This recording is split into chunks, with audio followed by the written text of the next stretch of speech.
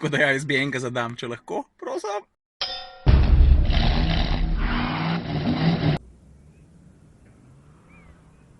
Guten Morgen. Evo, vrnil sem Priusa, tamle na drugi strani ograje me pa čaka že na druga zverinca. Glej ga, Abart! In to rumen! Jaz sem poslušal. Jaz bi z veseljem še kaj o Abartu povedal, ampak v tem trenutku ne morem, ker se mi preveč mudi. Ravno ker sem prišel na Fužine, kjer ima Mercedes dve domači premieri. E-Caravan pa E-Coupe. Evo, kolegi bojo zdaj Coupe odpeljali, pa mislim, da prijem že jaz na vrsto.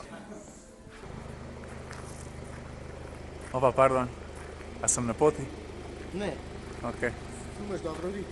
Zdaj pa, kar se E-Caravana tiče, jaz sem ga prvič peljal že lep čas nazaj in sem to pokazal, pa par stvari v njemu pisal že v vlogu 91. Drugač pa večino stvari, ki veljajo za limuzino, veljajo tudi za karavana. Recimo tudi to, da mu na voljo v 3 opremah, Exclusive, Avantgarde pa AMG Line. In valjda glavna prednost karavana je njegov kufer, velik je pa kar 640 litrov. Jaz ne vem, če se vidi, ampak 640 litrov ni veliko samo na papirju.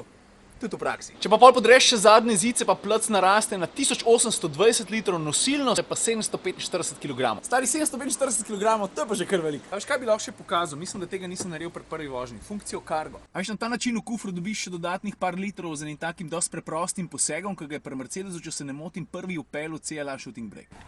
Zagrabaš samo tole malo ročko, pa je tukaj gor postaviš, veš, magnet jo prime, podaš pa tu nazaj.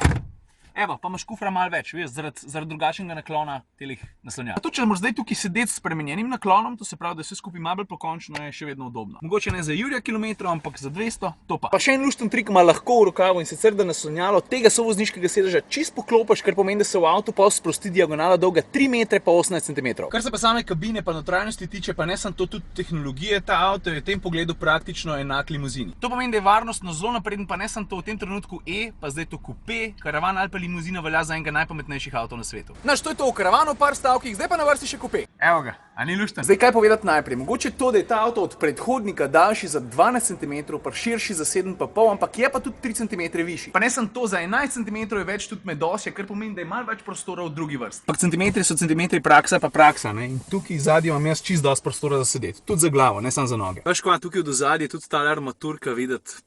Stari, jaz vem, da je povzeta od E-a, ampak tole je čisto ena druga zgodba. Sploh zaradi opreme, pa tudi zato, ker so tudi zračniki čisto drugačne oblike. Mislim, kot da bi v drugem avtu sedel. V tem avtu se dobi tudi dvobarvno notranjost. V tem primeru stari zažiga 100 na uro. Zato, ker zgornji del je modro usnje, spodnji del je pa vse belo, vmes pa tale hudo dober trak. Boste videli. Evo, to je ta eleganca, o kateri govorim.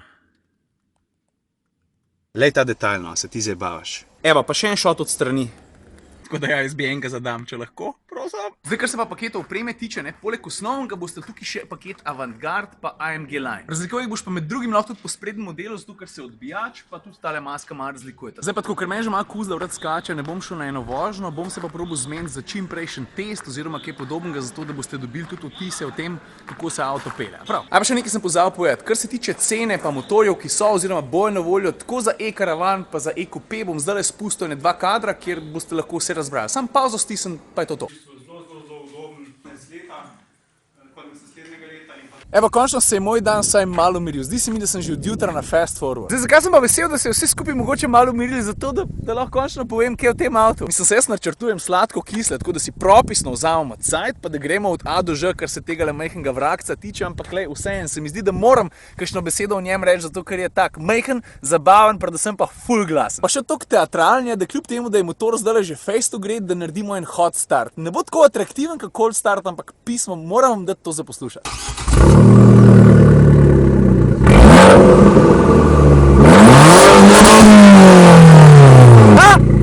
A ni tako? Pa za konc mogoče še kakšen podatek, gre za Abarta 595 Competizione z 1,4 litrskim turbo benzinskim motorjem 180 konji. Pa lahko na bit zgledati. Pa le kakšne lušne školjke ima.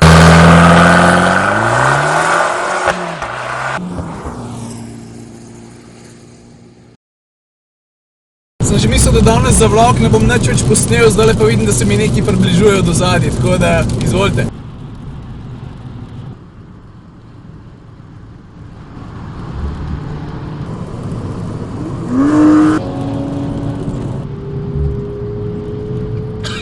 Veš, ob koncu dneva, ko si že ves zmahan, pa komi čakaš, da bo vikend, pa itak boš delal cel vikend, ampak ko slišiš enega V12 atmosferca,